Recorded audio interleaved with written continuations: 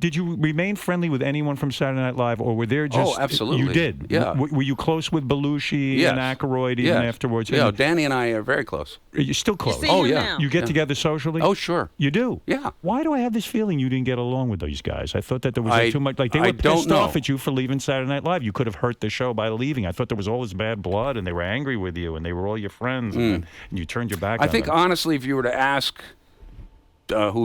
anybody who's left? Right. I mean, John and Gilda, God rest their souls. But and they would say the same. I think if you talk to Jane or Lorraine or whoever's, Dan, they'd tell you that year, that first year that I was there, was extremely close, friendly. I was never a hard guy to work with or anything like that. I never took myself seriously when it came to me getting more famous.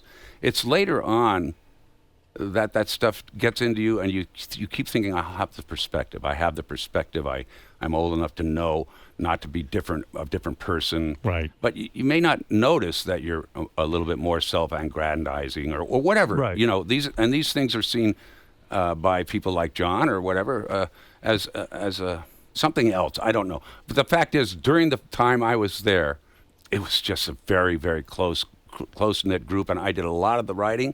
I was hired as the head writer at the beginning. Right. It changed around with Michael Donahue and others, but basically I did everything I could to write people into Update, for instance. If Lorraine didn't have a big part, I'd write her in a remote at the Blaine Hotel. You weren't selfish Garrett that way. in there. You were happy to Yes, include... and the whole cast was happy. Right. I mean, Garrett would tell you that too. And so there was never... That's why it took me by surprise coming back and hearing that John had told stories. I didn't know what he could have told. You were shocked. Yeah. And because now people I know who work on Saturday Night Live say everybody writes their own material. Nobody shares with anybody. It's like a cutthroat kind of right? thing. Yeah. And so it was a different way back then. It was like you guys were all collaborators. There were so few of us. Right. But if you wrote something good, you might even say, gee, this isn't right for me. It's right for someone else. Oh, yeah. That's right. I wrote Jaws 2. Right. Which was the land shark concept. I thought John does a great Richard Dreyfuss. Danny's great in anything. And I'll do the shark. Because I can do this guy who goes... Mrs. Allen, the shark. The concept was the shark's really intelligent. He's a land shark, but really not a hell of a lot brighter than the people who open the door, and they're not real bright. Nobody's really bright in any of this. Right. So he says, flowers, ma'am? I'm not expecting any flowers.